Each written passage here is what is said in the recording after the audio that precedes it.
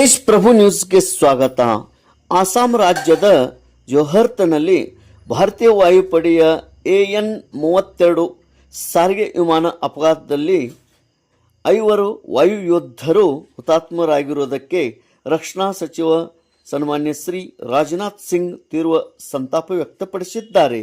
ಸಾಮಾಜಿಕ ಜಾಲತಾಣದಲ್ಲಿ ಪ್ರಕಟಿಸಿದ ಸಂದೇಶದಲ್ಲಿ squadron lieutenant Prashant Singh, flight lieutenant Shubham Kumar, sergeant Jitendra Sharma, ಅಗ್ನಿವೀರ್ಯಾಯು ಖೇಮ್ರಾಮ್ ಕುಮಾವತ್ ಹಾಗೂ ಅಗ್ನಿವೀರ್ಯಾಯು ಡ್ಯಾನಿಶ್ ಆಲಂ ಅವರು ಕರ್ತವ್ಯದ ವೇಳೆ ಸರ್ವೋಚ್ಚ ತ್ಯಾಗ ಮಾಡಿದ್ದಾರೆ ಎಂದು ತಿಳಿಸಿದ್ದಾರೆ.